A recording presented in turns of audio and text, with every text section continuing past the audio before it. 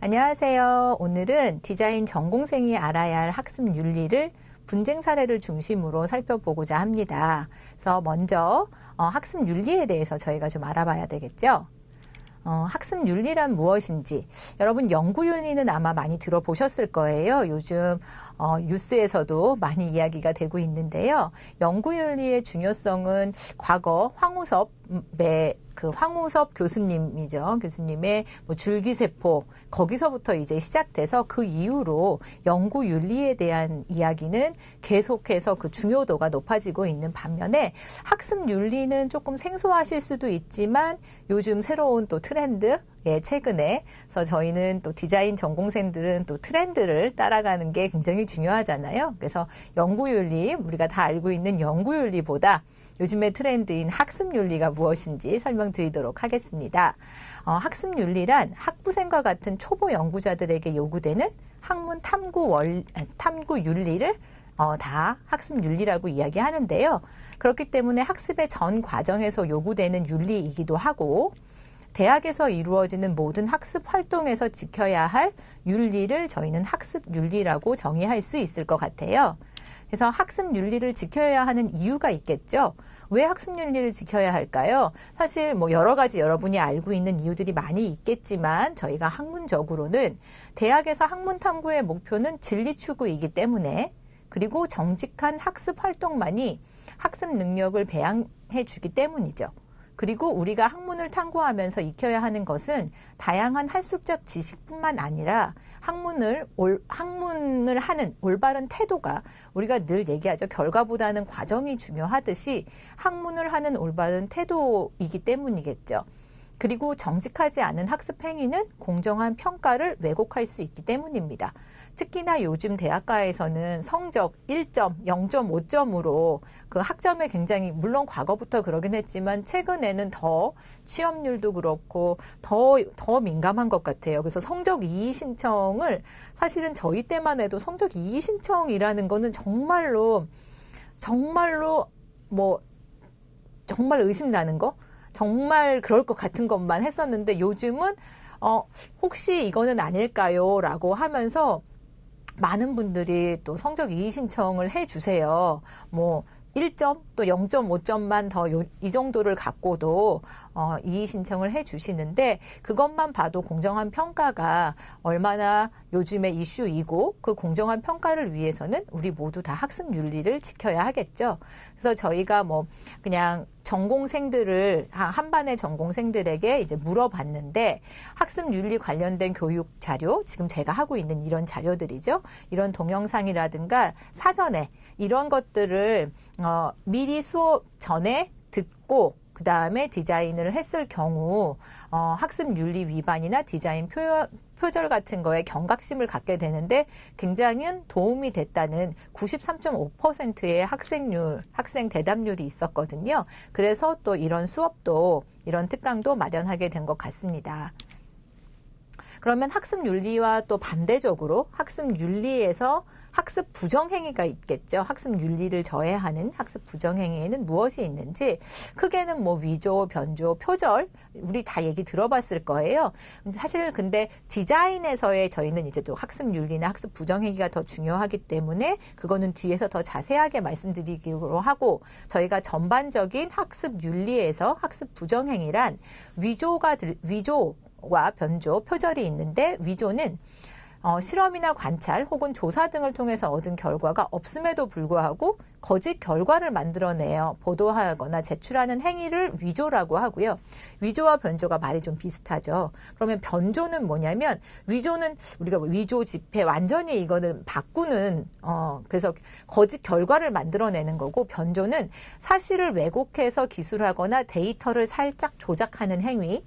그 다음에 표절은 가장 많이 들어봤을 거고, 표절은 디자인에서도 표절이 굉장히 큰 이슈가 되고 있잖아요. 그래서 다른 사람들의 아이디어나 글 등을 출처를 밝히지 않고 가져와서 쓰면서 마치 자신이 생산한 것인 것처럼 속이는 행위. 그래서 표절이라는 건 남의 거를 내 것처럼 하는 게 표절이죠. 그리고 좀 더 구체적인 학습 부정행위에는 어떤 것들이 있는지 같이 살펴보도록 할게요.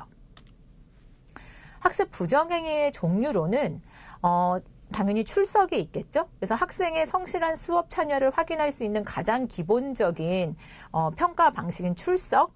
이 출석에는 출석 부정행위에는 대리 출석과 무단 조퇴가 있을 거예요. 근데 사실 저희 디자인 전공 수업은 굉장히 소규모로 운영되고 있고 그래서 대리 출석이라는 거는 거의 불가능하다고 할 수 있죠. 다 아는 얼굴들이고 거의 실습 시간에 1대1로 수업을 하기 때문에. 하지만 다른 수업과 달리 저희 디자인 전공 실습 수업은 3시간, 4시간으로 편성되어 있는 경우들이 많이 있잖아요. 그러다 보니까 실습 과정에서 우리 뭐 커피도 한 잔 뽑으러 갔다 오고 정확하게 우리 50분 수업하고 10분 쉬고 50분 수업하고 10분 쉬는 그런 수업 형태가 아니기 때문에 아마 다른 전공보다는 무단 조퇴가 될 수도 있겠고 그 다음에 뭐 출석하고 나서 중간에 사라졌다가 조퇴는 이제 아예 집으로 가는 거고 밖에 나갔다가 끝날 때쯤 다시 돌아오는 그런 건 뭐라 그래야 되나요? 무단 가출도 아니고 집을 나가는 건 아니니까 그래서 이렇게 저희 실습실을 나갔다가 다시 들어왔다 하는 그런 무단으로 조퇴하는 그런 일들이 조금 종종 많지는 않지만 종종 발생한다고 할 수 있겠습니다. 그리고 대학에서 과제물 제출에서 우리가 아까 처음에 설명드렸던 위조나 변조나 표절, 그 다음에 아마 디자인 수업에선 중복 제출 정도나 과제물 대리 작성 정도가 포함되지 않을까 싶을 텐데요. 특히나 이제 저희가 디자인 전공에서는 저희가 디자인을 할 때 뭐 시제품 선호도나 뭐 구매 의사 조사나 이런 것들을 시장 조사들을 좀 하잖아요. 이럴 때 위조하고 변조가 좀 발생하는 경우가 있습니다. 그래서 없는 데이터나 사실을 만들어내서 과제를 거짓으로 만들어내는 행위가 위조가 되겠고요. 데이터를 본인의 의도와 맞게 사실은 구매 의사가 별로 있지 않지만 내 제품을 홍보하거나 내 그 제품을 만들기 위한 사전 조사에서 본인의 의도에 맞도록 유리하게 조작하는 행위가 바로 변조가 되겠습니다. 그래서 디자인 전공 수업의 과제물에서 학생들이 위조, 변조 관련된 거는 따로 과제물 자체를 위조, 변조한다기보다는 과제물의 선행, 자료 조사나 이런 쪽에서 좀 발생할 수 있지 않을까 싶고요. 그 다음에 과제물 중복 제출이라는 건 다른 수업에 제출한 과제를 다시 재사용하는 경우예요. 근데 이 부분은 조금 애매할 수가 있어요. 일반적으로 제출한 리포트 같은 거는 과제에 재사용하는 경우가 과제 중복 제출 이라고 저희가 하는데요. 디자인 전공 수업에서는 다양한 경우의 수가 좀 발생할 수 있습니다. 수업 특성에 따라서 다른 수업의 과제물로 제출을 했는데 거기에서 일부분을 빼서 아이디어 스케치를 거기 한번 했던 거를 다시 와서 결과물은 다르지만 아이디어 스케치까지는 지난 과제, 다른 수업의 과제와 같이 한다거나 또 아니면 지금같이 아이디어 그렇지만 본인의 디자인을 더 발전시켜가지고 했다면 이거를 과연 과제의 중복 제출이라고 할 수 있을지 그것도 좀 명확하지 않기 때문에 해당 수업 여러분이 제출하는 그 수업에서 어디까지 허락되는지 그 수업의 담당 교수님에게 확인을 하고 여기에서 제가 아이디어는 지난 수업에서 했던 걸 조금 더 디벨롭 하겠다. 라고 해서 거기까지 허락하신다고 하면 그 범위 내에서 또 가능한 거고요. 그래서 약간의 그 담당 교수님하고의 타협이 좀 있어야 될 것 같아요. 실습 수업이 대부분의 실습 수업이 그렇게 진행되듯이 그 제출하는 과제에 대한 허용 범위도 같이 좀 의논을 해보는 게 좋을 것 같고요.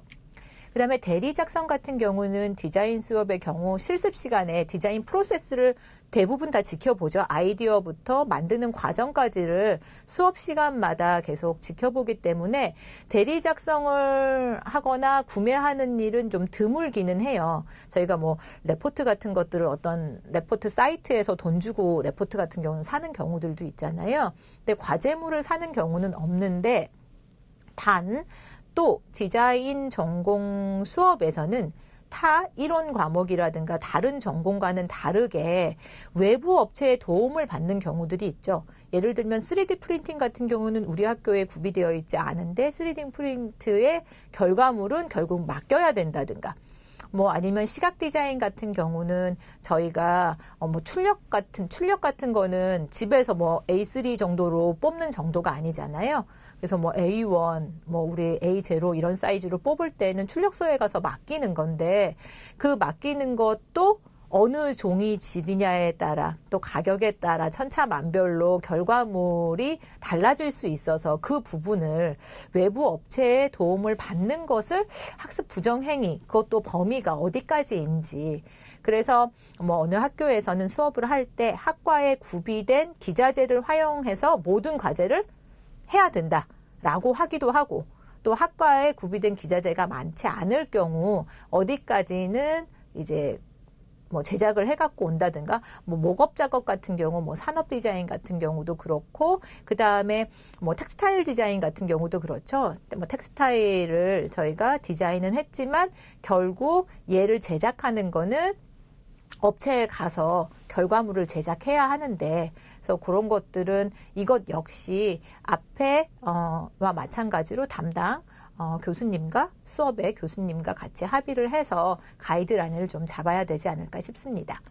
그리고 협동 작업 굉장히 중요하죠. 협업 정신이 중요해지는 현대사회에서 디자인 전공 수업에서도 그룹 과제가 굉장히 많이 진행되고, 전공별로 모든 디자인이 다 그렇진 않지만 사실은 패션 디자인 같은 경우는 협업으로 하는 저희가 그룹 과제가 그렇게 많지는 않습니다. 그렇죠? 근데 인테리어라든가 다른 뭐 산업 디자인이라든가 이런 쪽은 또 협업 작업이 그룹 과제가 굉장히 많다고 해요. 그래서 거기서 지금 항상 우리 뭐 광고에도 나왔잖아요. 그렇죠? 광고에도 나왔을 만큼 문제가 되는 게 무임승차가 되겠죠. 뭐 그 안에서도 자잘하게 의견 조율 과정에서의 불화도 있을 수 있고, 또 과제 제일 문제되는 게 또 이제 과제 분배의 불평등. 뭐죠? 아까 조사는 누가 다 하고 발표한 사람 발표만 탁 하고, 근데 결국은 발표한 사람만 발표를 잘해서 발표한 사람만 성과가 좀 좋다거나, 그래서 이런 문제들이 굉장히 많이 발생하는데, 사실 현대사회에서 협업이 굉장히 중요해서 대학교 내에서 협업으로 그룹 과제를 하는 게 맞기는 하지만 그 내에서 불화가 많이 있고, 또 심하게는 누군가가 또 막 휴학도 하는, 그 정도로 불화가 많이 있어서 학생들도 곤란하고 교수님들도 지금 곤란한 상황. 그래서 이런 학습 부정 행위를 제가 지금 오늘 말씀드리고자 하는 건, 이런 것들을 어떻게 하면 조금 저희가 수업 시간에 좀 줄일 수 있을까. 그래서 줄이기 위해서 수업 전에 지금 제가 하는 이 수업을 들으시고 학습 부정행위가 어떤 것들이 있는지 좀 듣고 이렇게 좀 방지해야 되겠다. 그래서 미연에 방지하기 위한 목적이기도 합니다. 오늘의 수업은. 그리고 또 학습 부정행위의 종류에는 시험이 있겠는데요. 가장 기본적인 시험 부정행위죠. 타인의 답을 보거나 뭐 자료를 몰래 보거나, 그 다음에 대리시험.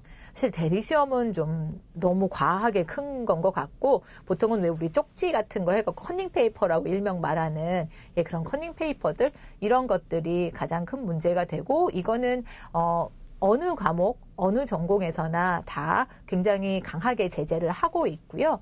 근데 디자인 전공 수업에서는 보통 중간고사나 기말고사가 실습 과제물이나 전시, 뭐 그다음에 발표 이런 걸로 대체되는 경우가 많아서 지필고사에서 발생하는 부정행위는 그렇게 많지는 않아요. 하지만 퀴즈 같은 것들이 종종 있는데, 그 퀴즈가 간단하다 보니까 오히려 커닝페이퍼 만들기도 더 쉬운 것 같아요. 사실 기말이나 중간고사 같은 경우는 범위가 워낙 많으니까 사실 커닝페이퍼에 뭐 다 쓸지도 못할 정도잖아요. 근데 간단한 저희가 퀴즈 같은 것들은 이렇게 부정행위를 좀 저지르기 유혹이 좀 더 많이 있을 수 있는 일이 아닌가 싶습니다. 그래서 그런 것들도 학습 부정행위에 속하고 당연히 하지 말아야 되는 걸 우리가 모르는 사람은 없지만 지켜지지 않는 게 이제 문제가 되겠습니다. 그리고 또 학습 부정행위 중에서는 표절하고요, 저작권 준수가 있는데, 아까 말씀드린 것처럼 표절 같은 경우는 다른 사람의 아이디어나 글이라든가 이미지라든가 이런 것들을 마치 자기가 한 것처럼 속이는 행위예요. 출처를 밝혀서 이거는 어디에서 내가 가지고 왔고 라는 걸 꼭 출처를 밝혀주셔야 되는데, 출처를 밝히지 않는다는 건 내가 했다는 걸로 의미하잖아요. 그쵸? 자기는 자기가 했다고 말 안 했다지만 출처를 밝히지 않으면 누구나가 다 그거는 본인이 한 거라고 생각하기 때문에. 그래서 디자인에서의 그리고 표절은 텍스트 표절보다 훨씬 복잡하고 다양한 요소가 혼재되어 있기는 하죠. 그래서 어떤 기준, 어디까지가 표절인지 기준을 마련하기는 쉽지 않습니다. 그래서 수업 시간에 다양한 표절 사례라든가 또 뭐 표절 문제들 이런 것들을 토론해서 생각을 좀 키워나가는 것이 좋고, 제가 할 오늘 수업에서도 저희가 사실 법적 용어에 표절이라는 말은 없어요. 네. 그게 아마 저작권이라고 할 수 있는데 너무 포괄적이잖아요. 저희는 표절이란 말을 평상시에 많이 쓰지만 법정에서 표절로 법에 가는 경우는 없어요. 표절이라는 말 자체가. 그래서 저희가 이제 디자인 연구 노트나 체크리스트나 이런 것들을 활용해서 디자인 프로세스를 최대한 표절을 좀 방지하기 위한 것들을 해보자는, 그래서 뒤에 이제 디자인 연구 노트나 체크리스트도 제가 한번 보여드릴 테니까 여러분도 한번 보시면 좋겠고요. 저작권 준수 굉장히 중요하죠. 그래서 이건 뭐 부정행위의 종류에 지금 저작권 준수라고 나와 있는데, 저작권 준수를 하지 않는 것이 부정행위라고 생각하시면 되겠고요. 글쓰기와 달리 디자인 결과물에서는 출처 표시하는 것이 어렵죠. 글 같은 경우는 사실은 어디서 발췌했다거나 어디서 내가 이 글을 갖고 왔다, 뭐 쌍따옴표도 하고 인용도 하고 그렇게 하잖아요. 근데 그림은 어떤 부분을 제가 베껴가지고 왔는데 요 부분만 내가 어디서 발췌했다고 사실은 기록하거나 출처를 남기는 것도 쉽지가 않아요. 따라서 우리는 요 정도는 좀 괜찮지, 디자인 참고해서 활용해도 괜찮다는 좀 아니란 생각으로 이제 표절을 많이 하게 되는데, 그게 바로 아니란 생각으로 저희가 그냥 살짝 참고한 것이 결국은 표절 행위가 되는 것, 그걸 꼭 명심해야 할 것 같고요. 그래서 학습자 스스로 기존 디자인과 다른 차별화된 창의적 디자인을 위한 자세를 가지는 것이 매우 중요하고, 그래서 결국은 스스로 경각심을 가지고 표절을 하지 않아야 되겠다는 마음이 있어야 되는데, 그게 쉽지 않으니까 이렇게 수업을 통해서 이런 일들이 있구나, 이건 좀 조심해야 되겠구나 하는 시간을 가져보려고 하는 겁니다. 그러면 저희가 좀 가장 어려워하는 부분이기도 한데요. 사실 법정 용어가 좀 어렵잖아요. 저작권이라고 우리가 많이 들어봤는데, 요즘에 뭐 음악 저작권도 있고 미술 저작권도 있는데, 저작권이란 과연 무엇일까요? 저작권이라는 건 시나 소설, 음악, 미술, 영화, 연극, 컴퓨터 프로그램 등과 같은 저작물에 대하여 창작자가 가지는 권리를 의미해요. 저작권이라는 건. 그러면 저작권은 보호되는 저작물도 있고 보호되지 못하는 저작물이 있는데, 어떻게 구별할 수 있냐면, 보호되는 저작물은 창작성이 있어야 돼요. 창작성. 그러면 창작성의 기준이라는 건 뭐냐면, 남의 것을 베끼지 않고 작가 자신의 독자적인 사상 또는 감정의 표현을 담고 있음을 의미하는 것이긴 하지만, 아주 높은 수준의 창작성이 요구되는 건 아니에요. 아무도 생각 못한 정말 독창성이 아니라 이거는 창작성이잖아요. 그래서 자신만의 독자적인 사상이나 감정 표현만 담고 있으면 되는데, 이 말 자체도 사실은 좀 모순이 있죠. 다른 사람 걸 보고 했는데 나도 똑같이 생각했다. 다른 사람 거 왜 동시에 생각할 수도 있잖아요. 그래서 이 부분이 좀 어려운데요. 보호받지 못하는 저작물도 있습니다. 지금 보호받는 건 창작성이 있어야 된다고 했어요. 보호받지 못하는 저작물 같은 경우는 헌법이나 법률 조약, 명령, 조례 및 규칙 같은 것들은 당연히 얘는 저작물이라고 할 수 없죠.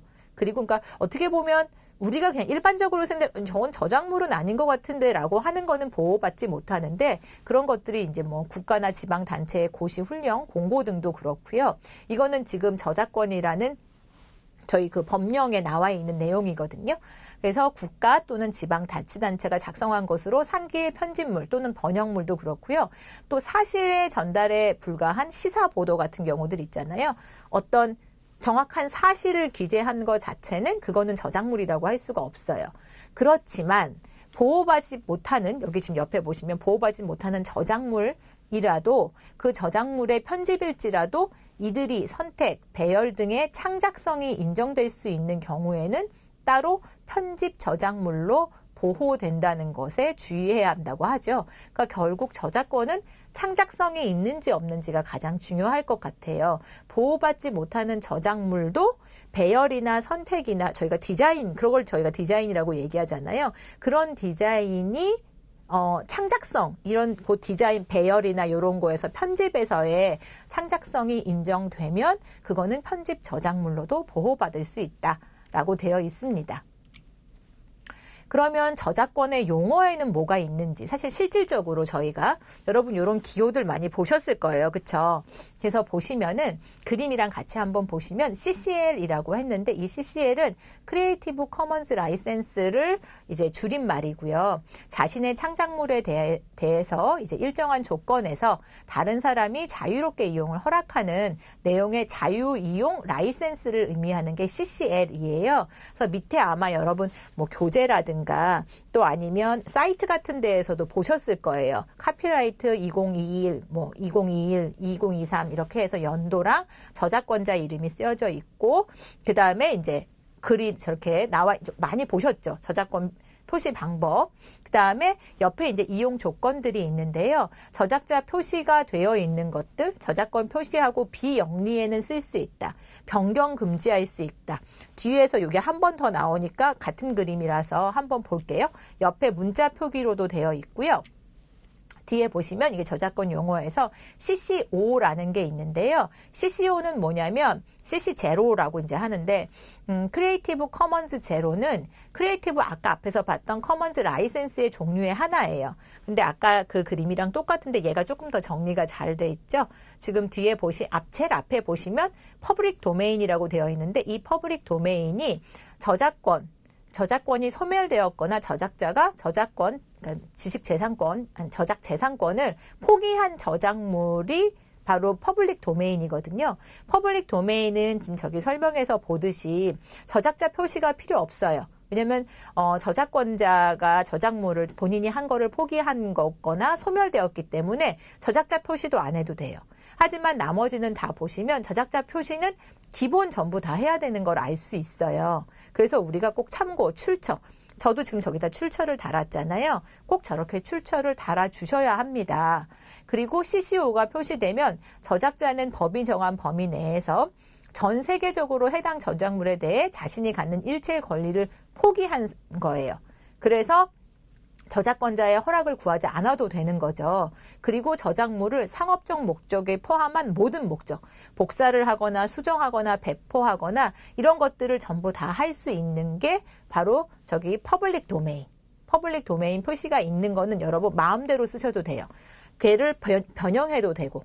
근데 옆에 지금 보시면 퍼블릭 도메인을 뺀 모든 나머지 뭐 CC by도 있고 CC by 뭐 and도 있고 no도 있고 뭐 많이 있잖아요. 저기 지금 보시면은 저작권 표시는 당연히 해야 되고 비영리에만 사용해야지 영리 목적으로 사용하면 안 되고 변경 자체도 하면 안 돼요. 약간의 변경 뭐 응용한다거나 그런 것들이 안 된다는 거죠. 그래서 요거 표시 잘 기억하셨다가 자유 저작물 여부, 그다음에 영리 목적 이용이 가능한지, 그다음에 2차 저작물로 허용이 가능한지, 저작자 표시는 필요한지. 그래서 가장 기본이 바로 저작자 표시는 지금 아까도 말씀드렸지만 퍼블릭 도메인 빼고는 전부 다 표시해 주셔야 된다는 거. 이게 CC0였고요. 그다음에 CFL이라는 거. 요것도 아마 여러분 관심 있으신 분들은 많이 보셨을 거예요. 요 마크도 그렇고요. 이게 오픈 폰트 라이센스인데요. 이미지만이 문제가 있는 게 아니까 이미지만 저희가 뭐 표절을 하는 게 아니라 글꼴, 요즘에 글씨체도 굉장히 많이 문제가 되고 있어요. 디자인 업계에서는. 그래서 세계적으로 글꼴 소프트웨어에 부여되는 라이센스의 종류인데 라이센스가 부여된 폰트는 일반적으로 그 자체를 이 글씨 자체를 돈으로 판매하는 거를 제외하고는 자유롭게 쓸 수 있어요. 자유로이 사용하고 연구하고 수정하고 재배포가 가능해요. 단 라이선스에 명시하는 조건에 따라서 이용해야 되는데 이게 바로 오픈폰트 라이센스라고 얘기하는데 뒤에서 여러분이 보시게 될 자료들에도 오픈 폰트 라이센스는 계속 나오거든요. 같이 한번 보실게요. 먼저 저희가 활용 가능한 이미지 사이트들을 여러분한테 좀 알려드리고 싶어요. 그래서 여러분 뭐 핀터레스트 가장 많이 쓰시죠. 핀터레스트 뭐 네이버 이미지 파일도 있고 구글 이미지도 있지만 이렇게 흔하게 우리가 기본적으로 알고 있는 것 말고 어디에서 이제 이미지들을 좀 가지고 올 수 있는지, 그리고 거기서 정하고 있는 것들이 어떤 것들이 있는지 보면 픽셀스라는 사이트에 들어가 보면 여기에서 재능 있는 크리에이터들이 저희 그 핀터레스트처럼 공유를 하는 것들이거든요. 사진이나 동영상들을. 그래서 핀터레스트의 모든 사진과 동영상을 무료로 사용할 수 있어요. 그렇죠? 하지만 저작권을 고지 안 해도 되지만 저작권자이잖아요. 꼭 핀터레스트에 픽셀스에서 봤다고 하지 않아도 되지만 거기에 실려 있는 올린 포토그래퍼나 이런 출처를 밝혀야 하는 건 아니지만 밝혀주면 더 좋다. 하지만 무료로 다 사용할 수 있고, 그리고 여기서 사진과 동영상을 수정할 수 있으나 창의력을 발휘하여 원하는 데까지 편집이 가능하고, 허용되지 않는 것들 있잖아요. 부정적 또는 불쾌하게 나와서는 안 되고, 그 다음에 변경되지 않은 사진, 동영상을 여기 있는 걸 그대로 갖다가 판매할 수는 당연히 없죠. 그렇죠? 여기서는 무료로 쓰라고 했는데 내가 그거를 판매하면 당연히 안 되겠죠. 그리고 이미지의 인물이나 브랜드를 통해서 제품을 암시적으로 홍보해서는 안 된다고 되어 있어요. 이거는 어디에 나와 있냐면 픽셀스에서 우리가 이런 걸 공유하지만 이런 것들은 안 됩니다라고 거기에 분명히 공지가 되어 있거든요. 그래서 그거를 정리해서 여러분한테 보여드리는 거고요. 그 다음에 공유마당 가면 공유마당도 우리 아까 배웠던 CCL 있죠. 그래서 자유로이 허약된 표시에 따라서 저작물별로 사용 범위가 상이해요. 여기는 따로따로 얘는 사용해도 된다 안 된다를 해놨기 때문에 그걸 보시고 하시면 되고요. 공유마당에 가면 이미지 무료 폰트 이런 것들 전부 다 보실 수 있거든요. 그리고 사용하고자 하는 저작물 별도의 이용 범위를 확인하시고 사용하시면 된다고 공지가 되어 있고요. 언스플래시 같은 경우도 저희가 무료로 다운로드하거나 이용 가능한 것들이 있어요. 여러분이 많이 들어가 보시는 곳일까요? 아니면은 지금 제가 몇 군데 설명하고 있는데 처음 보시는 곳도 있을 거고, 또 아니면 많이 들어가 보신 데도 있을 거예요. 그렇지만 많이 들어갔지만 이런 것들을 이용할 수 없는지는 모르셨을 텐데, 언스플래시 같은 경우는 언스플래시와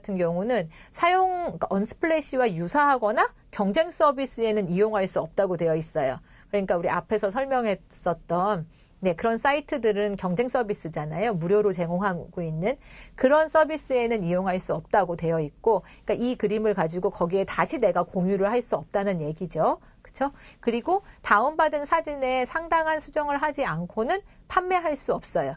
얘를 기본으로 내가 뭔가 기본으로 아이디어를 얻어서 작업해서 많이 수정이 되지 않고는 요거 있는 그대로를 사용할 수는 없다는 얘기고요.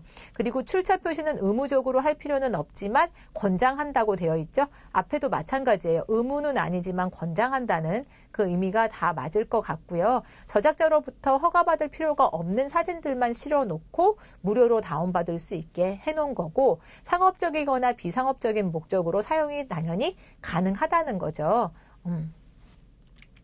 그리고 스키터 포토 같은 경우도 제작권자의 허락 없이 상업적 목적으로 복제 수정 배포 이용이 가능해요. 저작물을 사용하거나 이용할 때 저작자, 확인자의 보증을 암시할 수 없다고 되어 있고요. 그 다음에 좀 비슷한 내용이라 그냥 사이트만 좀 소개하면서 넘어가도록 할게요. 버스트 같은 경우도 여기 사이트에 들어가서 이제 이미지 같은 것들을 다운받아 볼 수 있는데요. 우리가 아까 설명드렸던 크리에이티브 커먼스 제로에 따라서 자유롭게, 얘는 아까도 지금 앞에 모든 내용들이 조금 그렇지만 복사나 수정, 배포, 판매까지도 자유롭게 할 수 있잖아요. 그래서 여기 보면 상업적 목적으로도 이용이 가능하지만 변경되지 않은 채 콘텐츠를 판매하는 거는 절대 어느 사이트도 지금 다 안 된다고 되어 있어요. 그대로를 판매할 수는 없고 수정해서 우리가 오히려 수정하거나 바꿔서는 판매할 수 있다는 얘기죠. 그래서 콘텐츠 이용은 다 여기 이 라이센스, 이걸 했다는 건 라이센스 동의를 전제로 한다고 되어 있고요.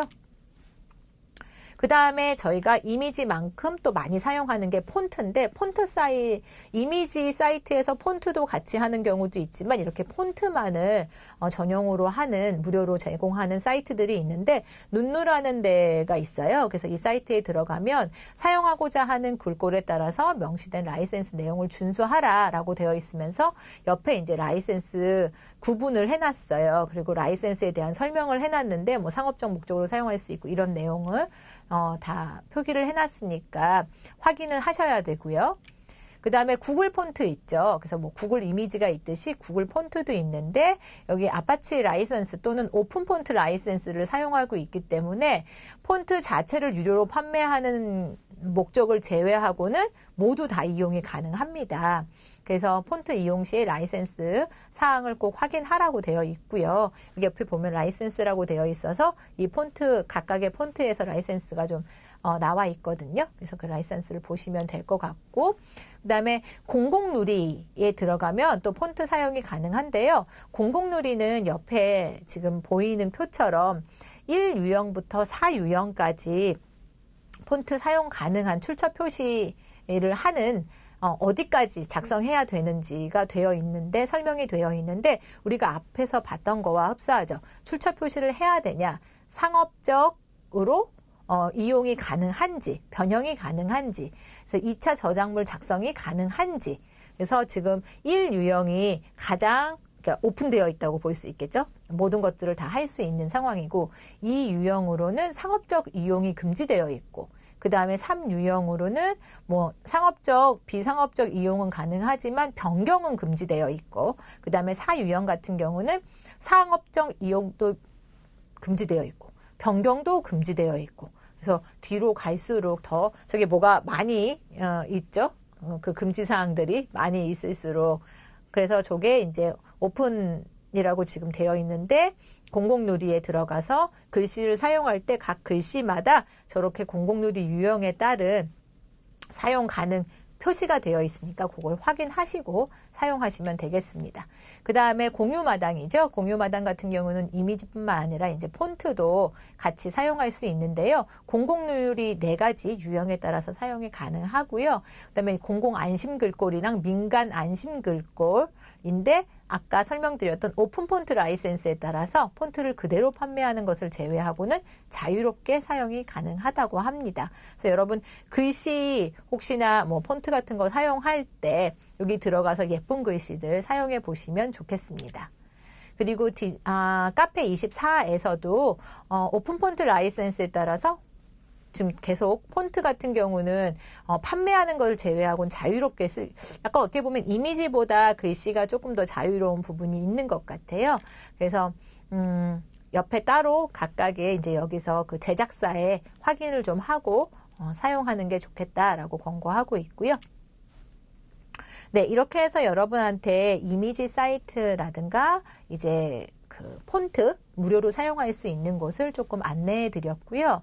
그 다음에 이제 표절에 대한 얘기를 조금 해보려고 해요. 그래서 표절의 기준은 일반적으로 제품 표절에 이제 어떤 제품을 저희가 디자인의 결과물이 제품이 되잖아요. 패션에서는 의상도 제품이 되겠고, 냉장고, 산업 디자인에서는 냉장고가 되겠고, 시각 디자인에서는 뭐 영상도 될 수 있겠고, 포스터나 이런 것들도 다 될 수 있을 텐데, 그런 제품 표절 여부를 판단할 때 법적으로 어떻게 되어 있냐면, 첫 번째, 물품의 외관을, 두 번째, 시각적으로 관찰했을 때, 시각적이에요. 촉각 아니고, 뭐, 미각 당연히 아닐 거고, 예, 시각적으로 관찰했을 때, 세 번째가 형태나 전체적인 미감이 유사하여 두 물품이 혼동될 수 있는지 여부를 중심으로 표절을 판단합니다. 이 말 자체도 시각적인 거 말고는 나머지는 다 좀 애매하긴 하죠. 두 물품이 누구는 혼동될 수도 있고 누구는 혼동 안 될 수도 있죠. 그래서 재판을 하는 거죠. 이건 진짜 혼동을 일으킨다. 아니다, 전혀 혼동되지 않는다. 이거는 너무 주관적이기 때문에 그래서 재판을 하게 되는 겁니다. 그래서 이게 표절의 기준은 법적으로는 이렇게 설명이 되어 있고요. 저희가 사실 표절을 봤을 때 이거는 표절이다 아니다 저희가 말을 할 수 없는 것이 표절 분쟁사락에 많이 있고 법정으로 갔을 때 사실 법에서도 1심에서는 이거, 2심에서는 보는 그게 다 다르기 때문에 대법원까지 가야지 이제 판결이 나는 거잖아요. 그래서 상징성이 있는 디자인은 그 자체로서 상표 기능을 하게 되죠. 그래서 지금 요게 이제 문제가 됐었던 것들인데요.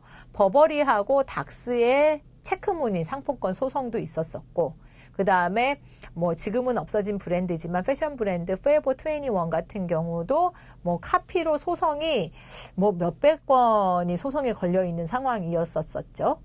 특히나 이제 뭐 구찌라든가 명품에 그래서 구찌의 배색 줄무늬 상품권 소송으로도 이제 소송이 좀 걸려 있는 상황이었었는데 대부분의 소송들이 소송을 했지만 합의하에 끝나고 법까지 가는 경우도 거의 법원까지 가는 경우도 좀 드물기도 하지만 법원으로 간 몇 가지 사례들을 보면서 여러분한테 조금 설명을 드리려고 합니다. 이게 가장 우리가 그 분쟁 사례를 살펴보는 것이 저희가 표절을 어디까지가 표절인지 본인의 기준을 세우는 게 중요한데 거기에 기준이 될 수 있을 것 같아요.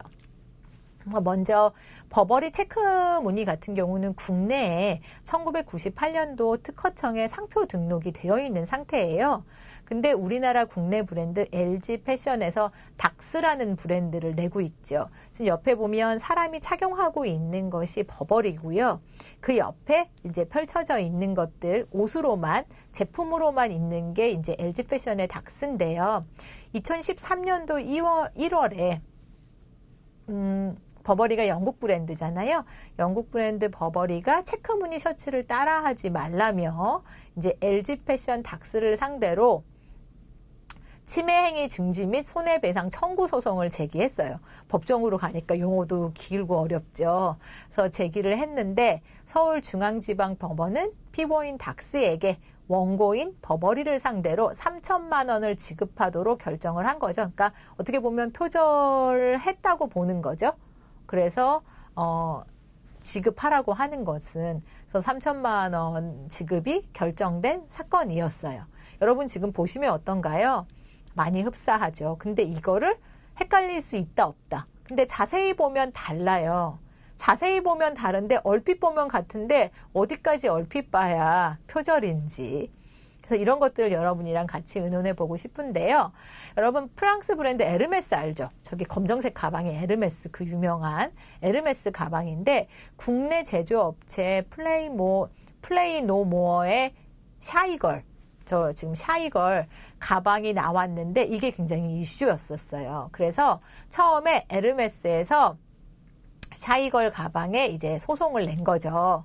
에르메스는 이제 샤이걸 상대로 소송을 제기했어요. 근데 법원에서 2심 법원에서 뭐라 그랬냐면 일부 유사성은 인정되지만 공정 경쟁에 위배된다고는 볼 수 없다.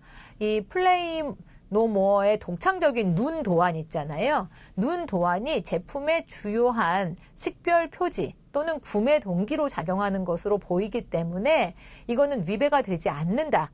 2심에서 이렇게 나왔거든요. 그래서 한국 브랜드가 이겼어요. 저건 표절이 아니다. 근데 대법원까지 이제 갔거든요. 에르메스가 아니라고 대법원까지 갔죠. 그랬는데 대법원에서는 2심 판결을 뒤집었어요. 그래서 부정경제방지법상 성과물 도용 행위에 해당된다. 자신들의 디자인을 도용해 경제적 이익을 침해당했다. 당한 게 맞다라고 에르메스의 손을 결론적으로는 들어줬어요. 그래서 이게 굉장히 이제 근데 요것도 많은 교수님들도 그러고 업계에서도 아니 누가 봐도 저거는 에르메스라고 생각 안 하는데 저거를 그렇게 뭐 대법원에서 에르메스 손을 들어줬을까라는 얘기하는 사람도 있고 아니 저게 그렇게 중요하다면 디자인을 왜 꼭 저렇게 똑같이 해야 되느냐 에르메스의 가방 형태를 해야 되느냐 그래서 이것도 이야기가 굉장히 분분한 사건이었고요. 또 하나 이거는 이제 컬러에 대한 얘기인데요. 표절 분쟁 사례 중에서 크리스찬 루브르탱 여러분 루브르탱이라고 우리 지금 너무 많이 흔해서 신발 밑에가 빨간 밑창 있잖아요. 저 붉은 밑창 저게 어떻게 보면 크리스찬 루브르탱이라는 브랜드의 시그니처거든요. 처음으로 만들었어요. 저렇게 빨간 창을. 그런데 이거를 많은 브랜드에서 사실 여러분 너무 익숙하다는 건 지금 흔하게 많이 있다는 거잖아요. 근데 입생로랑에서 밑에 빨간 창을 댔단 말이죠. 그래서 크리스찬 루브르탱에서 그 붉은 밑창을 따라했다. 우리 걸 따라했다. 표절이다. 라고 소송을 제기했단 말이죠. 미국에서. 그래서 미국 지방법원에서는 뭐라 그랬냐면 패션 산업에서 색상은 굉장히 장식적이고 미학적인 필수 요소이기 때문에 하나의 컬러를 트레이드 마크로 인정할 수 없다고 판단했어요. 빨간색은 그러면 빨간색 밑창을 어느 구두에도 쓰지 말아야 되냐. 그거는 인정할 수 없다. 지방법원에서 그렇게 얘기를 했는데 미국 고등법원에서 어떻게 결정이 났냐면요. 2012년 항소심에서 루브르탱 구두의 상징적인 레드솔은 특허권 보호 대상이다라고 판결을 냈어요. 단 지금 입생로랑과 같이 빨간 신발에 맞춰서 빨간 밑창을 대는 것은 제외. 하지만 다른 컬러의 구두에 빨간색 밑창을 대는 것은 크리스찬 루브르탱 레드솔을 따라한 표절이라고 볼 수 있다는 결론이 나와서 패션계에서 2012년에 엄청 큰 파장을 일으켰었거든요. 처음에 말한 것처럼 지방법원에서 말한 것처럼 사실 색상을 하나의 컬러를 트레이드 마크로 인정한다 그러면 브랜드마다 나는 빨간색, 나는 노란색, 나는 파란색 하면 쓸색이 아무것도 없는 거 아닌가요? 그래서 이런 부분이 디자인 표절에서 가장 어려운 부분이 아닌가 생각이 됩니다. 그래서 여러분들은 또 어떻게 생각하시는지 제가 이제 여러분이 앞에 있다면 같이 우리가 이제 막 토론도 하고 수업 시간에 이런 것들이 먼저 돼야 될 것 같아요. 그래서 저희가 어느 정도의 가이드라인은 우리 수업 시간에서는 이 정도까지는 뭐 과제물에 있어서 또 뭐 수업함의 결과물이 나오기까지 이 정도까지는 아니다라는 가이드라인을 이제 만들기 이전에 이제 이런 것들을 통해서 가이드라인을 만들어 보시면 좋을 것 같습니다. 그리고 이제 여러 가지 제가 표절 분쟁 사례들을 좀 갖고 왔는데요. 아무래도 표절 분쟁 사례를 통해서 우리가 이제 얻는 것들이 많이 있어서 일명 뿡뿡이 젓가락 분쟁 사례라고 얘기를 해요. 그래서 뿡뿡이 젓가락, 향균 젓가락을 디자인했는데 이 젓가락이 처음에 디자인된 젓가락에 뿡뿡이를 이제 넣어서 뿡뿡이만 바꿔서 넣었는데 표절이다. 우리 디자인을 표절해서 뿡뿡이만 넣었다라고 했는데 대법원은 두 디자인이 서로 유사하지 않다고 판단한 사례예요. 왜냐하면 이 디자인은 젓가락이라는 기능성을 갖고 있잖아요. 그렇죠? 이 젓가락은 저렇게 생길 수밖에 없는데 거기에다가 뿡뿡이로 바꿨기 때문에 뿡뿡이가 포인트다. 그래서 뿡뿡이는 표절한 젓가락이 아니다. 라고 이렇게 유사하지 않다고 이제 판단한 건데요. 여기에서 이제 우리가 생각해 볼 게 디자인 표절의 범위가 되겠어요. 특정 기능을 구현하기 위한 디자인이죠. 예를 들면 뭐 USB 폰트 규격 같은 거는 이렇게 정확하게 나와 있잖아요.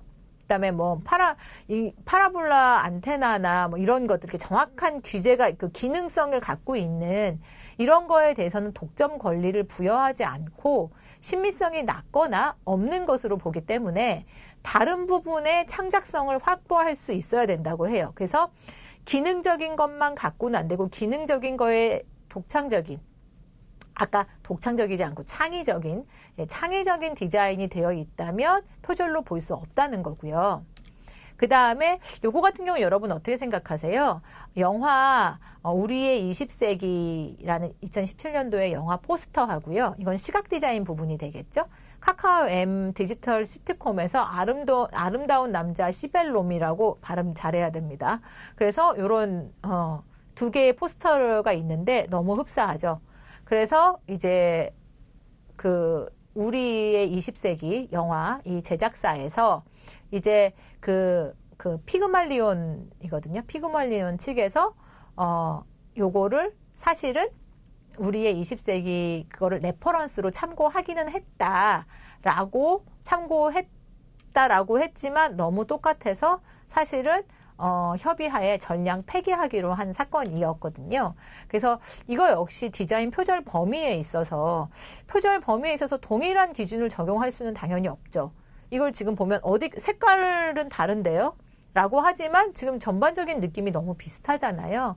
그래서 전체적으로 유사할 경우에 표절이라고 할 수 있을 것 같고, 또 디자인의 핵심 부분이 유사할 때도 표절이라고 할 수 있을 것 같아요. 전체적으로 얘는 근데 전체적으로일까요? 아니면은 디자인의 핵심 부분일까요? 제가 봤을 땐 핵심과 전체가 포스터는 굉장히 간결하기 때문에 두 가지를 다 포함하고 있는 경우가 아닌가 싶어요. 그래서 결국은 전량 폐기하기로 한 사건이고요. 그다음에 이런 경우는 어떤 경우냐면 한 디자이너가 그 디자이너가 현대카드 그러니까 디자인 실장으로 재직했을 때 현대카드에 이제 저런 것들을 만들었단 말이에요. 뭐 메디안 뭐 치약이라든가 그다음에 이제 공연장 이렇게 표지판 같은 것들을 만들었는데 이 사람이 이직을 하게 돼요. 아모레 퍼시픽으로 이직을 하게 돼서 디자인 표절을 했다는 거죠. 아모레하고 현대카드에 있던 사람이 아모레 퍼시픽에 가서 디자인을 했는데 보면 형태가 유사하잖아요. 근데 이게 특이한 게 뭐냐면 흰색과 검정색. 우리가 패션으로 보면 이거를 모나미 패션이라고 하죠. 모나미 볼펜.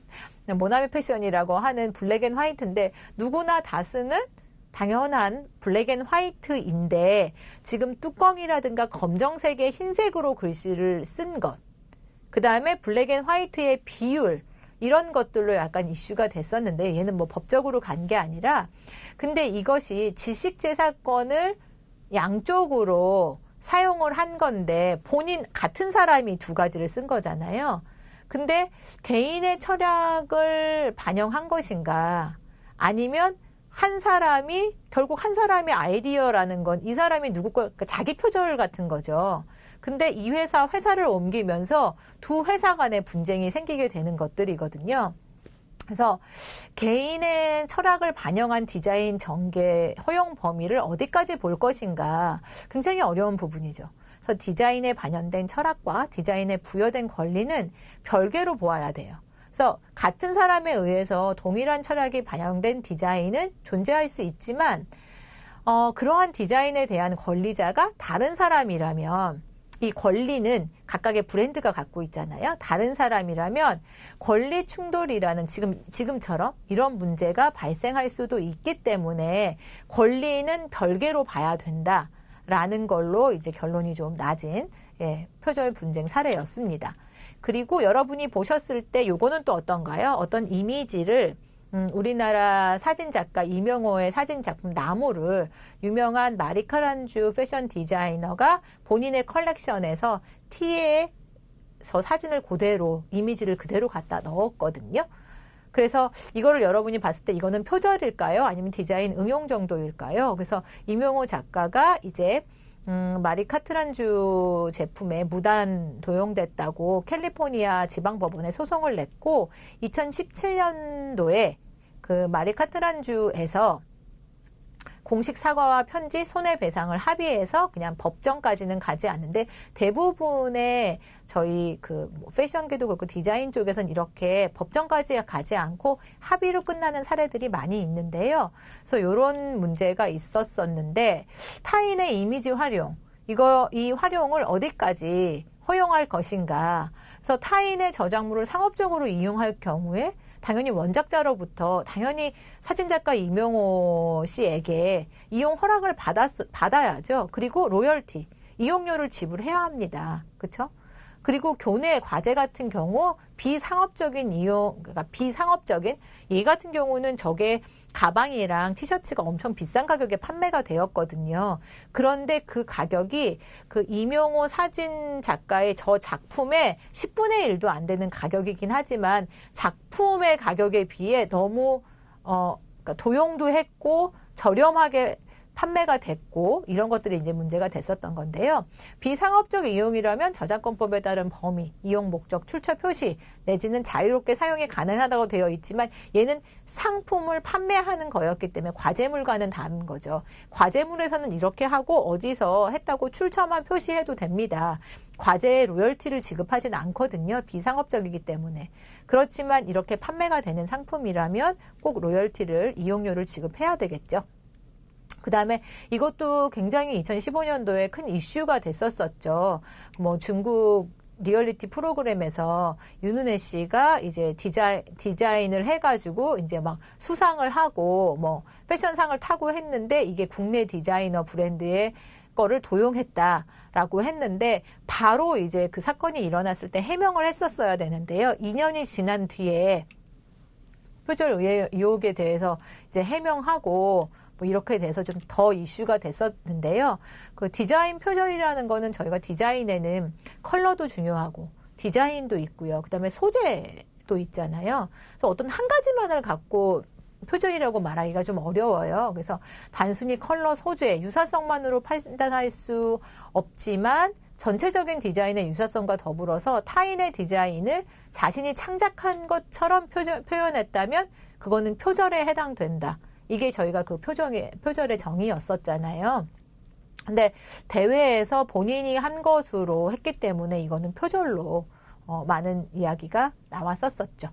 그 다음에 요거 같은 경우는 이제 SM 소속 그룹 그 레드벨벳의 의상이 이제 해외 브랜드 파리 99이라는 디자이너의 의상과 너무 흡사한데요. 여러분 보셨을 때 이게 지금 비슷하다고 보여지나요? 아니면은 어떻게 생각되세요? 저 체크는 누구나가 다 좀 쓰는 체크이기는 하잖아요. 근데 결국 여기 이렇게 커팅된 거가 아이디어라고 볼 수 있는데 이거 역시 이슈가 이제 이 디자이너가 비슷하다고 주장을 했는데 이제 SM에서 그 비주얼 디렉터와 대화를 했고 뭐 그렇게 해가지고 같이 이해가 잘 됐고 앞으로 함께 일하기를 기대한다고 다시 이제 좋게 마무리는 됐는데 여기서의 포인트는 체크와 스트라이프처럼 굉장히 보편적인 문양, 우리가 더트 문양이라든가 스트라이프 문양을 어디까지 이제 보편적인 문양을 어디까지 허용할 것인가. 근데 앞서 우리가 봤었던 왜 버버리 체크 무늬와 같이 특징적인 디자인을 떠올릴 수 있는 브랜드 거. 우리가 버버리 체크 하면 거의 대명사처럼 버버리 체크는 정말 버버리만의 체크잖아요. 네. 그런 특정 디자인을 떠올릴 수 있다면 보호를 받을 수 있지만 일반적인 스트라이프나 이런 체크 같은 것들만으로는 보호를 받을 수 없고요.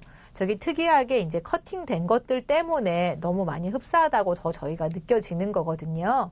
그래서 이제 이거는 뭐 합의로 잘 끝났지만 이런 이슈도 있었다는 걸 좀 보여드리고 싶었고, 이거 같은 경우도 지금 뭐 YG하고 JYP 그 멤버의 의상이 한복이 굉장히 유사해가지고요. 그래서 이제 JYP 측에서는 이제 공식 홈페이지를 통해서 해당 의상은 한복 업체에서 구매해서 유사성을 제대로 이제 파악하지 못했다라고 하고 이제 사과의 글을 올리긴 했는데, 이 모방하는 것과 벤치마킹, 우리가 벤치마킹 한다고 하잖아요. 사전 조사를 하는데 이게 무슨 차이가 있냐면, 모방은 기존의 디자인을 단순히 복사해낸 걸 저희가 모방이라고 하죠.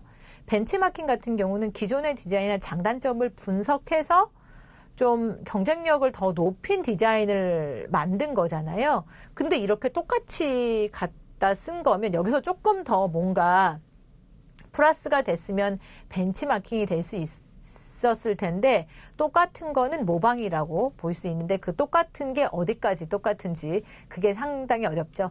뭐 사이즈, 그 다음에 뭐 개수, 저기 뭐 술 달린 술의 개수, 뭐 컬러, 뭐 그 다음에 재료, 이런 것들이 어디까지, 예를 들면 뭐 3개는 괜찮고 2개는 안 되고 이런 게 정해진 게 없어서 디자인의 표절이 좀 어려운 것 같습니다.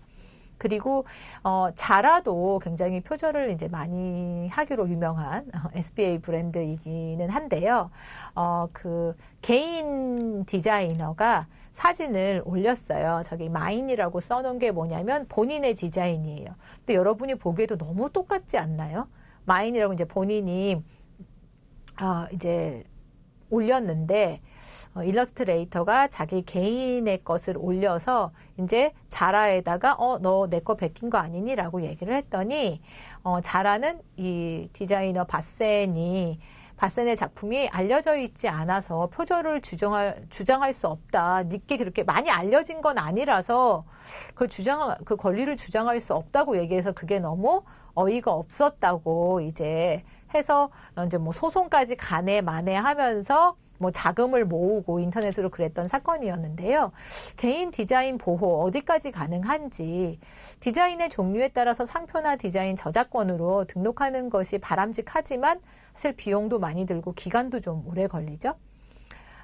그런데 꼭 등록을 해야지만 보호받는 건 아니고요. 등록되지 않았더라도 부정경제방지법에 의해서 보호를 받을 수도 있다고 합니다. 그래서 여러분이 모든 거를 그건 하진 않지만 지금 이런 식으로, 그래서 자기 거에 대한 권리도 굉장히 중요할 것 같아요. 저희가 표절을도 하지 않아야 되지만 내 거를 지키는 것도 굉장히 중요한 일이 아닌가. 그래서 지금 제가 오늘 수업은 표절 분쟁에 대한, 그래서 이제 우리가 어떻게 하면 표절을 하지 않을까에 대한 얘기를 하고 있지만, 다음에 또 기회가 된다면 내 거를 지키기 위해서 우리가 어떻게 해야 할 것인지도 좀 한번 설명을 드리고 싶습니다. 그래서 표절 분쟁 사례 요거 같은 경우는 이제 테라로사에서 건축 설계 디자인의 저작권을 인정한 첫 사례로 굉장히 의미가 있는 사건이었거든요. 그래서 테라로사라는 이제 카페인데, 그 경남 사천시에 또 다른 카페를 설계를 했는데 디자인이 너무 비슷하죠. 근데 중요한 거는 사실 건축 설계나 인테리어나 이런 것들은 항상 클라이언트가 있잖아요. 이거를 해달라고 요구하는 클라이언트가 있는데, 건축사에게 이제 샘플을 제시하죠. 요렇게 똑같이 해달라. 테라로사처럼 똑같이 해달라. 그러면 건축 설계사는 당연히 의뢰인의 의뢰를 받고 돈을 받고 하는 일이니까 그 의뢰인이 요구하는 대로 해줄 수밖에 없는 상황이고, 거기에서 이제 그 디자이너가 그런 뭐라 그럴까요, 표절 의혹과 이런 것들이 이제 많이 엇갈린다고 하는데요. 그래서 어쨌건 간에 클라이언트의 요구대로 하다 보니 많이 흡사해졌습니다. 그랬는데 이제 이게 법적 싸움으로 갔는데, 결국은 그 클라이언트는 무죄로 판결이 됐고, 지시한 사람은 무죄로 판결이 됐고, 그렇게 만든 행위를 한 건축사는 벌금 500만 원을 지불해야 되는 그렇게 결론이 났거든요. 그래서 표절로부터 건축물을 보호하는 거는 사실 쉽지 않죠. 이것도 건축물이라는 건 거의 한계가 있잖아요. 그렇죠? 특히나 뭐 예를 들면 뭐 아파트의 내부 구조 같은 경우는 왜 들어가자마자 화장실 있고 방 2개 있고 평면도 같은 거 보면 어느 정도의 유사성이 그냥 뻔하잖아요. 뭐 몇 평은 어떻게 해야 가장 좋은 구조고 이런 것들이 있기 때문에, 그래서 어느 정도 유사성을 가질 수밖에 없는 부분이라서 별로 문제가 되지 않지만, 건축물의 외관의 그 창작성에 대해서는 이 창작성에 대해서는 어느 정도 건축 저작물로서 저작권법에 의해서 보호를 받을 수 있다고 하는데, 사실 이런 분쟁이 굉장히 많은데 이거 역시 법정까지 가지는 못하는 것 같아요. 왜냐하면 너무나 오래 걸리고, 이 테라스 이것도 굉장히 오래 걸린 사건 중에 하나거든요. 그래서 이렇게 판결이 나기 전에 이미 여기는 뭐 커피랑 다 팔고 있고 이미 상업적으로 영업이나 이득은 다 이제 얻게 되는 상황이라서, 그래서 법정까지 가지는 않게 되는 것 같아요. 그리고 요거 같은 경우도 이제 그 쿠나족의 전통 수혜 기법인 몰라라는 저 패턴인데, 저 패턴을 그대로 이제 사용을 했어요. 그 유명한, 그래서 어떻게 저럴 수 있을까 할 정도로 나이키 에어포스 1에서 신발에서 사용을 했는데, 이제 저거를 결국은 발견한 사람이 이제 지적 재산권을 침해했다고 소송을 할 수밖에 없죠. 그래서 이제 나이키 에어포스 1의 이 출시를 철회하게 된 사례입니다. 그래서 나왔다가 신발을 모두 다 회수한 사건이 있었습니다. 그래서 저작권 같은 경우는 타인의 디자인, 저작물을 이용하기 위해서는 사전에 당연히 허락을 받고, 저거를 허락을 받고 로열티를, 사용료를 지급하고 사용하면 전혀 문제가 되지 않아요. 그쪽에서 그만큼의 지불료 좋다. 그러면 서로 좋을 텐데 그거를 무단으로 사용하는 게 문제가 되는 거죠. 그다음에 이거 같은 경우도 그 유명한 크리스찬 디올에서 이제 그 인도의 공예품 의류 피플트리의 목판 프린트물을 그대로 사용을 했어요. 그러니까 디자이너가 아마 저런 거는 저쪽에서 잘 모를 거다 생각하고 사용을 하는 건지. 그래서 2018년 디올 크루즈 컬렉션에서 사용을 했고 저렇게 엘르 잡지의 표지 모델로까지 나왔었는데 이제 요거 같은 경우는 뭐 전량 폐지하고 이런 게 아니라 합의를 해서 디올에게 합의금을 받았는데 이제 비공개로 합의금을 얼마 받았는지 모르겠지만 합의금을 받고 이제 무마된 사건입니다. 그래서 어떻게 보면 디자인 그 개인의 디자인 보호잖아요. 그래서 아까 말씀드렸지만 꼭 저거를 내가 저 디자인을 본인이 뭐 저작권이나 디자인 뭐 상표권 이런 걸로 내가 보호를 하지 않더라도 부정경쟁 반지법 으로 인해서 보호를 받을 수 있다는 거 알아두시면 되겠습니다. 그리고 이것도 역시 이자벨라 말랑이 멕시코의 원주민 공동체의 고유 문양을 굉장히 의미가 있는 고유 문양인데 그걸 이제 그대로 사용을 해서 지금 이거 같은 경우는 멕시코 문화 장관이 그 이자벨 말랑에게 이제 서한을 보냈거든요. 그래서 이자벨 말랑이 이제 한다 그래서 공식 사과를 하고 무마된 그런 사건인데요.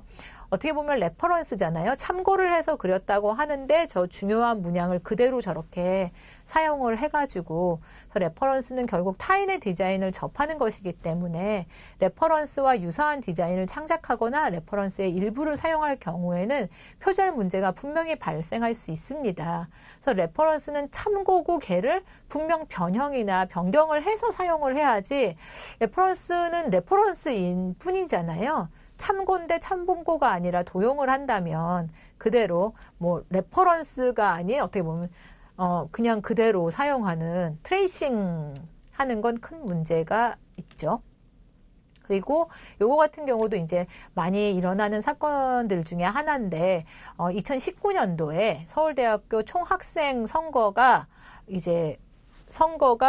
그 사퇴하게 되는 일이 일어났는데 총학 임원 출신인 후보자가 이제 포스터 표절을 했다라고 해서 이제 그게 이슈가 돼가지고 결국 총회 선거까지 무산되게 된 일입니다. 그래서 옆에 보시면 별거 아닌 기말고사 간식 행사 포스터를 서울대가 했는데 이제 서강대가 이것을 따라한 거죠. 그래서 서울대에서 서강대 너희가 이거를 카피했다라고 얘기를 했는데 문제를 보아하니 서강대에서 보니 너희도 무료로 우리가 아까 앞에 무료로 제공하는 이미지 사이트 봤잖아요.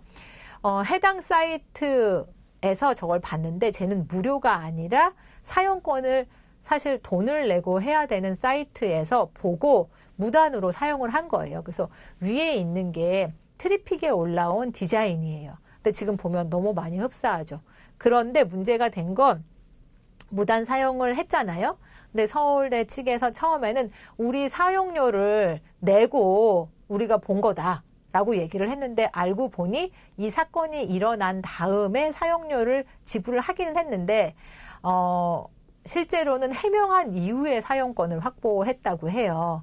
그래서 이제 서울대 총학은 사퇴문을 페이스북 계정에 올려서 잘못을 인정하고 사퇴하고 했던 일이 일어났습니다. 그래서 이런 일들이 좀 종종 있어요. 디자인에서 너 내 거 카피했잖아 라고 했는데 알고 보니 본인도 다른 걸 카피한 거죠.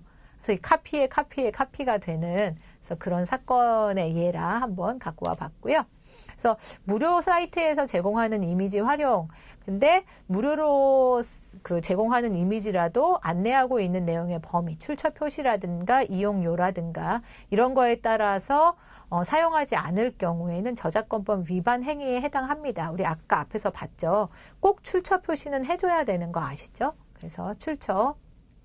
그리고 이것도 굉장히 좀 약간 부끄러운 일이라고 볼 수 있는데요. 우리나라 대한민국 디자인 대상 알림 포스터가 지금 옆에 보시면 영국의 넥스트 웨이브 페스티벌 홍보 포스터를 그대로 갖다가 사용했어요. 어떻게 이럴 수가 있나 하는데 디자이너들이 조금 더 경각심을 가져야 되겠다는 생각이 많이 들죠. 그래서 이 홍보물을 표절했다는 의의가 들어와서 진흥원의 이름으로 공개하는 디자인 결과물이 기준 저작물을 모방했는지 감독하는 이제 시스템을 마련하고 그 다음에 인쇄된 문제 포스터 260장을 전량 수거하고 누리집에 올렸던 포스터도 다른 홍보로 대처해서 전량 다 폐기된 사건이거든요. 근데 이런 식으로 이제 표절이 확인이 됐어요. 그러면 사후 처리는 어떻게 해야 될까요? 그것도 좀 궁금하죠. 그래서 지금 보면 거의 다 전량 다 폐기하고 다 내리고 없애고 하잖아요. 그래서 이거는 당사자 사이에서 해결할 수도 있지만 권리 침해에 대한 소송이나 금지 청구, 그 다음에 손해배상 청구 등을 통해서 법적 절차가 진행될 수도 있어요. 그러니까 여러분께 누군가가 여러분 걸 표절했어요. 그 사람이 다 내리고 하겠대요.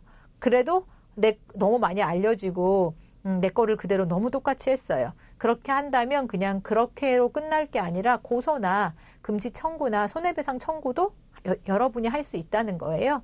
그랬을 경우. 그리고 요거 같은 경우도 너무 재미있죠. 그 루비통의 무라카미 다카시와 협업한 콜라보레이션 한 루비통 가방인데요. MGA 슬라임 제조사에서 푸이비통이라고 해가지고 저걸 이제 열면 저기에 그 슬라임 있잖아요. 우리 이렇게 만지는 슬라임. 그 슬라임 재료가 들어있어요. 저 가방 안에. 그래서 재밌게 이제 꾸몄는데 이제 루비통이 소송을 걸었죠. 그랬더니 이제 이 가방 업체에서 하는 얘기가 미국 내에 당연한 패러디에 대한 권리를 존중하지 않았다. 루비통이. 이렇게 해서 맞고소를 했는데 그거는 너희가 잘못했어. 맞고서 할 일이 아니야. 라고 해서 이제 기각된 사례가 되겠습니다. 그래서 이런 거는 표절과 패러디로 볼 수 있겠죠. 그래서 풍자의 의도나 새로운 의미를 만들어내는 것은 패러디지만, 똑같이 만들어내는 거는 이제 모방이 되겠죠. 그래서 패러디의 의도나 원작의 상업성에 미치는 영향을 고려해서 패러디가 성립되지 않을 수도 있죠. 얘는 어떻게 보면 상업적으로 루비통과 비슷하게 만들어서 상업적 목적을 어떻게 보면 시선이 더 가게 만들었잖아요. 다른 것을 모방함으로써. 그래서 상업적으로 이익을 추구했기 때문에 당연히 여기서 얘기하는 건 그거죠. 누가 내 가방을 루비통이랑 착각하겠어. 그러니까 표절이 아니야. 완전 다르잖아. 라고 얘기하지만 상업적인 목적으로 이제 이용이 됐다면 그거는 표절이라고 볼 수 있다는 거죠. 그리고 이제 이런 것들은 저희가 이제 표절하고 또 오마주라는 얘기가 있는데 뒤에서 이제 오마주랑 그 다음에 아까 얘기했던 패러디에 대한 건 좀 자세하게 말씀을 드릴 텐데요. 이런 식으로 지금 그 에르떼의 작품을 가지고 슈프림에서 그 저거를 만들었어요. 알파벳 컬렉션이라고 해서. 그래서 뭐 수건이라든가 여러 가지를 만들었는데 지금 패턴을 보면 너무 똑같이 도용을 했잖아요. 네, 그래서 슈프림은 발매 직후에 해당 라인의 모든 의류 액세서리 이거를 브랜드 웹사이트하고 룩북에서 다 제외를 했거든요. 그래서 오마주라는 거는 이제 존경의 표시잖아요. 그래서 존경의 표시로 일부를 인용하는 건데 표절과는 다르죠. 그래서 오마주에 대한 명확한 기준, 인용하는 방법이나 정도 등이 사실은 없어요. 뭐 칼라만 뭐 오마주로 사용했다, 뭐 존경의 의미로 사용했다고 하는데 표절의 의혹이 제기될 잘못 사용하면 그래서 패러디하고 오마주도 잘 사용을 해야 되겠죠. 그래서 바로 뒤에 이제 이어서 표절의 기준이 좀 궁금하죠. 패러디하고 오마주가 있는데 패러디는 표절과는 다른 의도로 모방, 원작을 활용해서 작가의 의도를 표현하는 창조적인 기법이에요. 창조가 좀 포함이 돼야 돼요. 그래서 스튜디오 세스에서 지금 보시면 이런 것들이 아마 오마주가 될 거예요. ABCD 알파벳을 다 우리가 보면 누구나가 다 알만한 작품으로 그런데 똑같이 사용한 게 아니라 아까 가방을 가방으로 그대로 사용한 게 아니라 그냥 알파벳의 작품에 응용한 거는 누가 봐도 여러분 이거는 그냥 오마주로 보여지죠. 존경해. 자신이 존경하는 사람의 업적이나 기법을 기리기 위해 모방을 하거나 인용한 것을 저희는 오마주라고 얘기합니다. 그래서 이렇게 오마주의 예로 괜찮은 사진인 것 같아서 찾아서 넣어봤는데 패러디는 풍자나 희화화하기 위한 목적이 대부분이고 오마주 같은 경우는 존경의 표현이죠. 그래서 그 두 개의 차이가 있고 원본 작품이 무엇인지 대부분의 사람들이 알고 있어야 작가의 의도를 일반 대중이 알 수 있죠. 그래서 패러디 상품이 본래 브랜드의 상품의 가치를 훼손시켰다는 이유로 소송이 발생하기도 해서 뭐 오마주는 그런데 패러디 같은 경우는 어떻게 보면 풍자와 희화하니까 약간 좀 그 상품 자체 가치를 좀 훼손시킬 수 있는 염려가 있기 때문에 패러디는 특히나 오마주보다 더 조심해야 할 부분이 아닌가 싶습니다. 네.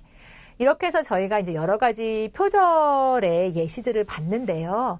그럼 이런 표절의 예시를 보고 우리가 실질적으로 수업에서, 디자인 수업에서 표절 방지를 위해 어떤 노력을 하면 좋을지, 그래서 디자인 연구 노트를 좀 써보면 어떤가.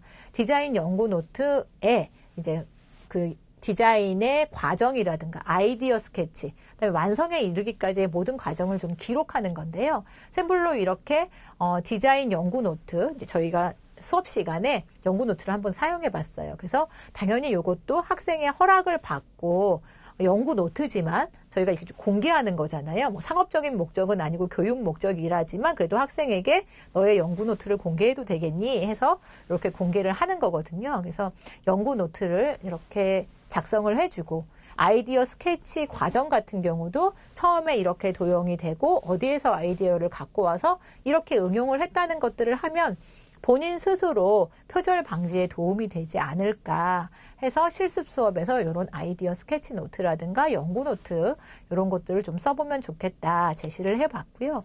그 다음에 이제 체크리스트예요. 그래서 최종 과제 제출 전에 스스로 점검하는 시간을 이제 갖는 건데요. 체크리스트를 통해서 이름 쓰고 이제 저거는 수업 시간에 제출을 하는데 자신의 이름을 쓰면 조금 어떻게 보면 거짓말로 할 수도 있으니까 닉네임이라든가 이름을 기재 안 해도 됩니다. 해서 저기에다가 이제 자기가 체크를 해서 본인 그냥 스스로 한번 해봐도 되고 저는 교수자 입장에서는 저거를 학생들에게 전달을 하고 여러분들이 써서 제가 좀 한번 받아서 잘 하고 있는지 한번 점검도 어떻게 보면 학생 입장에서도 스스로 하기 힘들기 때문에 교수님이 직접 점검을 좀 해주시면 더 좋지 않을까라는 생각으로 해서 근데 체크리스트에 지금 본인용이라고 돼 있어요. 그러면 체크리스트의 타인용은 뭔가 지금 보시면 많은 학생들이 저희가 이제 설문조사를 해보니까 좀 공개 컨펌을 통해서 멀티 체크를 하면 표절 방지에 도움이 되겠다는 의견이 굉장히 많았어요. 그래서 공개 컨펌을 통해서 학생들 간 멀티 체크를 하는데 그냥 하는 게 아니라 저렇게 체크리스트 타인용. 그래서 그 학생의 이름을 적고 이제 내가 봤을 때 저거는 핀터레스트에서 봤는데 어디서 본 건데 출처가 없네. 너무 그대로인데? 라고 체크를 해서 학생들에게 요거를 걷어서 전달이 되면 학생에게 직접 전달되면 누군지 아니까, 누군지 모르게 전달이 돼서 자기 점검을 할 수 있는 시간이 좀 됐으면 좋겠다는 의도에서 타인용 체크리스트도 한번 만들어서 저희가 사용해 보면 좋을 것 같고요. 그 다음에 이제, 긴 시간 짧게 한다고 준비했는데, 얘기가 또 굉장히 또 길어졌네요. 그래서 마지막으로 나가는 말, 우리 다 아는 얘기긴 하지만, 갑자기, 그쵸, 설명하다가, 하기 위해서 저희가 디자인 실습 과정에서 학습 윤리를 가장 중요한 건 실천하는 게 가장 중요하잖아요. 실천하기 위해서는 어떤 걸 하면 좋으냐. 우리가 지금 방금 제가 말씀드렸던 과제 제출 전에 체크리스트를 작성해 본다거나, 디자인 발상부터 작성하는 디자인 연구 노트를 좀 사용해 본다거나 당연히 이미지 출처 기재는 필수. 그래서 저도 수업 시간에 항상 레포트를 받거나 이미지가 삽입됐으면 이 출처가 어딘지 꼭 기재하라고 하고 그걸로 감점도 시키고 하는데 이 과정이 다 학습 윤리를 실천하기 위한 과정이었습니다. 그리고 팀플, 우리 줄여서 팀플이라고 하죠. 협동학습이라고 하는데 이렇게 팀과제 같은 거 있을 때 우리 잘 알지만 실천이 안 되잖아요. 한번 볼까요? 팀플 약속. 우리 여러 명이 하는데 다들 시간 바쁘거든요. 그래도 팀플 약속 시간은 꼭 좀 지켜주셔야죠. 기다리는 사람 늘 기다리고 늦게 오는 사람은 늘 늦게 오죠. 그다음에 맡은 분량은 어렵게 분량을 나눴는데 그거를 안 해갖고 와서 다른 사람한테 넘어가거나 전체에게 피해가 없게 그 다음에 팀원들의 의견을 좀 경청해야 되는데요. 이렇게 됐고, 이렇게 말 끊는 사람들 꼭 있어요. 그 다음에 팀 풀 때 잠수 타지 않기. 아예 없어지는 게 이게 제일 문제예요.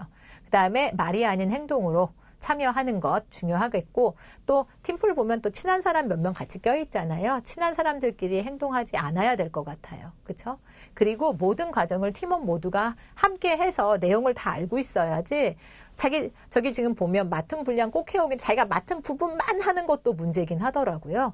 그래서 다 같이 우리가 알아가는 과정이 됐으면 좋겠습니다. 이렇게 해서 사실 지금 저희가 정해진 시간이 좀 있어가지고요.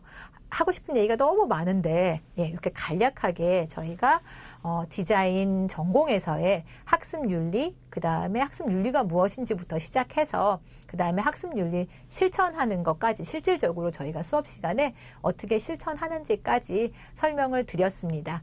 여러분에게 유익한 시간이 되셔서 저희 디자인 실습 시간에 요 수업 내용을 좀 생각해서 표절, 그 다음에 뭐 패러디하고 오마주 사용하는 것들 구별하셔서 잘 사용하시면 좋겠습니다.